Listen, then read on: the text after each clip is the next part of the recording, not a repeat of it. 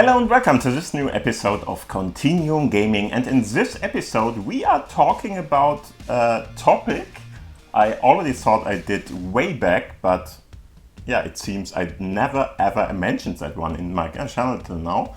Or better to say, I mentioned it, but it has no dedicated video in it, okay? And so I just wanted to show you something that you might want to check out if you are using the default camera app of SailfishOS at the moment. The default camera app of SFOS is pretty basic, okay? You can do your own shots and stuff like that, everything is fine. You can change cameras in general, and there are a couple of other options there, but it's not really very sophisticated. There's not too much to do in there. And I thought that the advanced camera app, which we are going to talk today about, is well known all over the place, but of course there are new Jolla users now, so Jolla Phone 2 users in general, and those just don't know about that. So I wanted to show you this small app before I get my own Jolla Phone, of course, testing it. I can't use the Jolla Phone at the moment because my shipping details are out there. I already have a tracking link, but it's not yet at my place, so I really can't do the official more or less, pack out video or whatever you want to call that. And so I just want to show you the app anyway, just so you can play with it and see that there is a lot more you can do with the advanced camera app than you can do with the normal one. And for that, I thought, hey, why not show it at least at another Jolla phone, the C2 in this case. So this is a community edition 2 in the end. It's a way older smartphone than the Jolla Phone 2. It has less potent hardware in it, but still it's a nice thing. I can show you everything with it, and it really works pretty nice and well. If I, for instance, would use my Sony Xperia 10 Mark III, there are a little bit of limitations in here, because this one doesn't, for instance, allow filters and stuff like that, which this one can do. So this is the reason why I'm going to show you everything on this. Of course, it runs on the Xperia 10 Mark III or 2 or whatever you want to use there, 2, and it will work in a reasonably well way, okay? But still, I wanted to show you the whole deal, so we are going to have a look at the Jolla phone, or Jolla C2 in this case, not the Jolla Phone 2 or the J2 at the moment, but the Jolla Community Phone 2, whatever you want to call it. It's a little bit of a mess how they name their phones. I never would have named this phone the Jolla Phone 2 or something, because now there is this more or less misunderstanding that this would be the same phone. No, it isn't, but whatever. Okay, so let's talk about that. In the end, what this camera, as mentioned before, is for, or camera app is for, is it will give you more options in the camera itself. Okay, so I'm just going to show you on the C2, as mentioned before. It's the same thing you already know from what I'm doing here. So I'm screencasting everything to the big screen. You can see it on the small screen in the same way. There will be a little bit of a lag and stuff like that going on, but in general it should be fine, and you should see everything that you need to know on the big screen too. And I can just use this one in a better way with my fingers and stuff like that and show you everything on the big screen. Okay, so as you already can see, we have advanced camera and the camera app next to each other here. And I'm just going to open up the camera app first. So this is a normal camera app. And what I prepared here is just a small little scene I want to show you. So I'm just going to point my camera on that. As you can see, there are a couple of, and I'm just going to readjust the brightness to the normal level. And here you can see there are a couple of different objects with different kinds of colors on a bright background. And so you can already see, okay, this is more or less working. I can do that with the fish-eyed one. Don't be scared about that. That is has only to do with my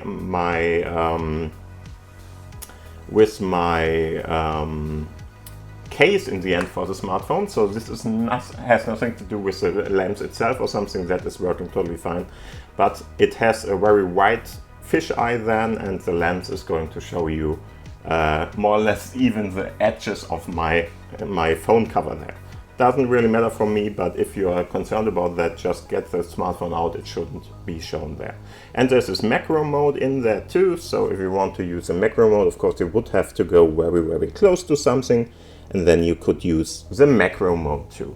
Okay, that's all fine and dandy. You can of course adjust the brightness as I showed you before, so if I'm just going to, come on, move that up, now it's much more bright. Maybe I should go to the normal camera for that. So much more bright in this case, and of course I can go and decrease that. And in the end there are two more options here, which are in the end the flashlight. So at the moment it's shut off, but I can click on that, and as you can see now I have the option to set up a couple of different things. Like for instance, I could do a timer to take photos with. I can have the flashlight to off, to auto, and to always on. And there is this autofocus one. You can't do anything about it, but it's just there. And of course you can activate this this grid part here, which is going to show you a couple of different things more there too. Yeah, whatever you want to do there, that's fine. Of course, I can change the camera with this icon to my front-facing one, so if I want to have a look at myself, that one would be there.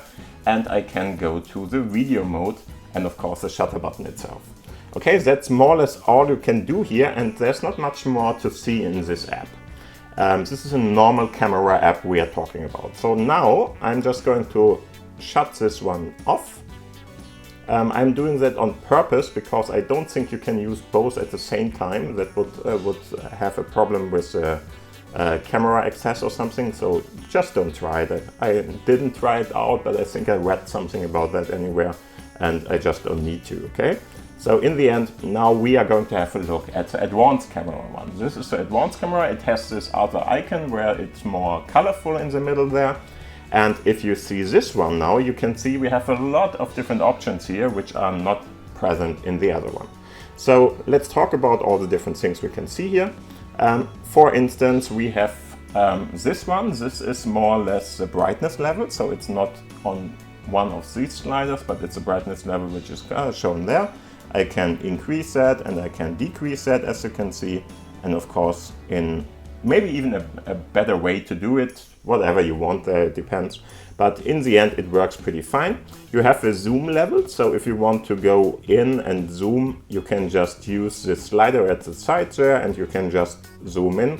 Of course, this is a digital zoom, so be aware that it will have a couple of different downsides to use that. So maybe you don't want to use it, depends on what you're after, of course. But here you can zoom in and out like this very easily. You see I have already activated this grid part, so this will help you to get a good, yeah, more or less,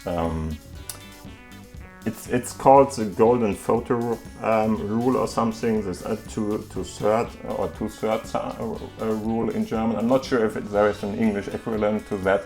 But in the end, it means to have a good composition or a good shot position, something like that. You can use this to make it a little bit easier for you, whatever. Down below you have different camera modes, so that is more or less the same as in the other one, but here you don't have any kind of numbers or something that you might not be able to understand. You have just these maybe trees, maybe it's a leaf, I'm not sure. Whatever it is, you can see them here, and you can of course change the different cameras here too. This is now my, okay, even my front facing as it seems. And this one is the macro one again, as you can see, and this is a normal one. So whatever you want to use there, all fine. Additional to that, you can see here is more or less the resolution you can see that you are using at the moment. And if you want to change that one, I'm not sure if I can click on that. No, I can't. But if you want to change them, you can click on this icon up there, and let's have a look at that. As you can see, here are always a lot more different informations and possibilities. So for instance, you can go and change the video bitrate. Of course, we're not using the video mode at the moment, but you could do that. You can click on that and get a couple of different other grids. So if you don't want this three-part grid, you can, for instance, go for ambient, which has a little bit of a different focus point or a different yeah, grid spacing or whatever you want to know, and of course you can shut it down, and as you can see, those are gone. And you can see everything in real time in the end at the moment. That's a good thing too. You can, additional to that, activate that the GPS location you are currently at are saved in the metadata or not. So if you don't want that, just deactivate it. Display manual control, stuff like the zoom levels and stuff like that can be shown like this. Wide selection, you can even disable cameras. So if your smartphone has a couple of different cameras, you can tell it, okay, I don't want to use that camera, whatever. If you do that, just click them. They're going to appear red, and then they are not available anymore for you. Depending on what you want to do, maybe you can access other cameras with that, or cameras with that, which might be interesting for you. So this is more or less what you can do there. Let's go in again. Yeah. So let's see, I think, is it that one? Give me a sec, yeah. Here you have the different kinds, because I was talking about the resolution, here you have the different kinds of resolutions the smartphone does support. So if, for instance, you want to take a photo with the highest resolution part and stuff like that, maybe you want to go and have a look at this, because here, as you can see, you can slide through them, and there are a lot of different kinds of ratios, for instance, and of course very, very small ones. I wouldn't use this one anymore, okay? This is more or less a webcam from, I don't know, 1998 or something. But, well, it is working. You can use it if you really want to, and like that you have different kinds of options here. Set them to whatever you like. If you want the highest resolution, so in this case, 4624 times 3472, then you can of course use that, and like that you get the most out of your camera. This is depending on the model you are using this app with.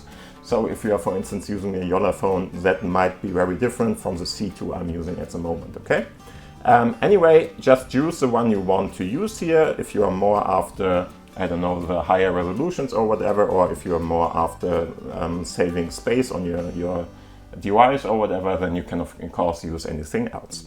Well, let's have a look at the different other options. Of course, we have the same option to have the flashlight at automatic, off or on, so always on, always off, or automatic, so he's going to try to find out what's going on. Very important, you can have the, it's called Weißabgleich in German. I'm not even sure what the English version would be. It's more or less that you tell the camera this is white, and like that you don't get any kind of tints or whatever, and you get one of the better color code stuff and so on. So you get the colors right. You should have this one activated once at least, or use automatic. You can have a couple of different situations here. For instance, you can have the sunlight one, you can be in a cloudy part, you can be in a shadow or whatever, and like that you can really change it. If I do that, you can already see that the color will look a little bit brighter, a little bit more yellowish, whatever, depending on where you are. For the most, I would say I'm indoors at the moment. There is this fluorescent or fluorescent light, so there are light sources which are just fluorescent, whatever. I can activate that, and this might give us now the most accurate reading of colors. If I have a look at that here, I would assume that is pretty close to what I'm seeing here. Like that, you can of course set that up, or you just use the automatic one depending on what you want to do. And so just try that out. So this is probably something that you want to have a look at from time to time, just to make sure that you get the right part. In the middle, as mentioned before, this is more or less the resolution part. We already saw that. If I go to this one here, you can see the focus one is adjustable in this case. It's not just an auto button or whatever. You can see it's automatic, continuously, macro for the very close shots, stuff like that, and manual. So you can, with an own slider, I think, no, not an own slider, but you can of course do it by yourself, just by clicking on the screen somewhere, and he's going to try to do the automatic one at that point. So if you want to have some kind of a bouquet or whatever in your picture, maybe that one is a good option for you. Okay, otherwise just leave it as automatic. It's probably a good thing to have that too. If you have a look at this, for instance, you can see we have a couple of different other options, like you can use this modi, which are meant to be used at night, for instance, for some kind of portrait photography, for instance, you can use that one. Action is just for very fast objects, for instance, if there's a car driving by or whatever, you want to take a picture of that. Maybe you want to use this one. Otherwise, you're getting these blurry images and stuff like that. You can, of course, use that if you want to. If you have the desire to make something more art-like, whatever, then use that. If you want to have a more or less clear picture of that, then try the other one. As you can see, there's also this one which is landscape, and there's even an HDR one. I'm not sure if it really is an HDR in any kind of way. I think it takes 3 pictures or something and puts them together, but I'm not sure at the moment. Can't really test it because you would have to have a different scene for that to really have a look at that. And it depends on the smartphone if you really have this kind of ability. But in the end, I think with the Jolla Phone 2, that's probably available and you can use it there. And other than that, something that you can't do on, as mentioned before, the Sony Xperia 10 Mark III or something, you can even go into this, and as you can see, we have now some kind of a filter. It's showing you black and white at the point, and as you can see, we have a black and white picture now, which we can of course take. And there are a couple of other ones. For instance, I can do inverted one in the end. So as you can see, inverted pictures can be taken here if you would like to play with that. There is this solar one, whatever, solarized. Maybe solarized is the right word in English, don't know. Meaning it looks a little bit like the sun or whatever. Exposures are very bright and it's very yellowish, more or less. Sepia, of course, sepia makes it all looking a little bit older. So if you want this old look, like something was more or less a picture that was lying a very long time in some kind of a shallow or whatever, might look like this, or just to have an older look there, just use that one. And there's this water one. I even don't really know what this is. It's not one of the classic ones. In the end, I think it should show everything in a kind of way as if it would be underwater or something. I'm not sure if you want to use that, just try it out. But very important, if you take a picture like that, you can't really get rid of this effect. So it's always something to consider or think about. Do you really want to have this in your final picture, or do you want the raw picture, which you can't take? There is no raw format as far as I know. But in the end, do you really want to have the original picture and change that at your PC with something like Photoshop or some kind of AI or whatever? Or do you really want to have this embedded into your picture with the effect you used there at the camera level? So that's up to you. I would think that in some situations you may want to have this kind of shots for just fun stuff, okay? Or if you are using black and white, for instance, because you like black and white images, that's fine too. I can understand why you would like to do that, but be aware that this is embedded into the picture. You can't get it out without, or non-destructively, let's say it like that. So in the end, of course, you can use Photoshop or something to get rid of the sepia one, but you lost all the colors already, so that's a little bit hard to reproduce them, okay? So be just aware of that. I would highly recommend you to just put it to none, and really only if you want to do some kind of art or fashion pictures or whatever, then you might want to activate that, and that should be fine. As I mentioned before, of course, you can change to the camera one. Here you have a couple of different other options, of course. So in this case, this camera will take videos in full HD, depending, so 1080p in this case. Depending on what kind of camera you are using or what kind of smartphone you are using, you get different kinds of options here too, okay? Again, very similar settings. Otherwise, you can of course switch between the different cameras here. If you want to have a more wide shot one, you can use that now. And of course, you can use, for instance, this one. I'm not going to film myself, but that would be possible too. And of course, even in this case, you can, for instance, do, I don't know, black and white and just record that would be fine too, and you can use that too. Okay, so I think I already showed you what these kind of two camera apps can do and what they can't do. So if you are searching for something like, I don't know, a panorama function where you can really more or less record different kinds of pictures to get a very bright or widescreen one or something, no, that's not available even in this camera app. But most of the other stuff is here, so this one is much better for you if you really want to take serious pictures or whatever. This one might be the right thing to get.